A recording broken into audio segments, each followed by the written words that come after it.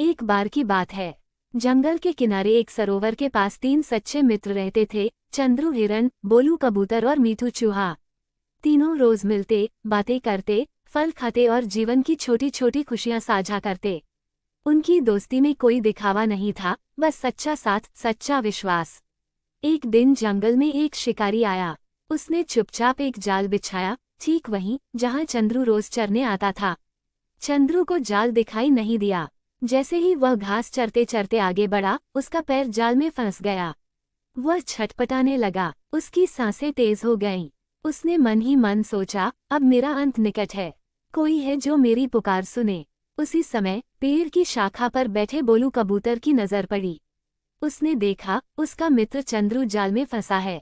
बोलू घबरा गया, ओह, ये तो बड़ी मुसीबत है, अगर अभी कुछ नहीं किया तो चंद्रू नहीं बचेगा।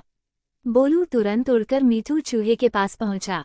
मीठू, जल्दी चलो, चंद्रू फंस गया है। मैं शिकारी को उलझाता हूँ, तुम जाल काटो। मीठू ने बिना एक पल गनवाए सिर हिलाया। चलो, आज हमारी दोस्ती की परीक्षा है। बोलू शिकारी की ओर उड़ गया, उसके चेहरे के पास मंडराने लगा, पंखों से झपटता रहा। शिकारी चौंक गया, ये पंछी तो जान ही नहीं छोड़ता। इसी बीच मीठू जाल के पास पहुंचा। उसने अपने पैने दांतों से जाल काटना शुरू किया। कुछ ही देर में चंद्रू आजाद हो गया। लेकिन अब शिकारी ने बोलू को पकड़ लिया था। चंद्रू ने देखा, उसका मित्र अब संकट में है।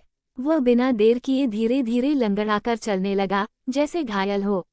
शिकारी ने देखा और सोचा, ये हिरण तो घायल है, इसे पकड़ना आसान होगा। वैसे भी कबूतर को खाकर क्या ही पेट भरेगा। उसने तुरंत बोलू को छोड़ दिया और चंद्रू की ओर दौड़ा। उसी क्षण बोलू फुर से उड़ गया, चंद्रू तेज दौड़ पड़ा, मीठू अपने बिल में घुस गया।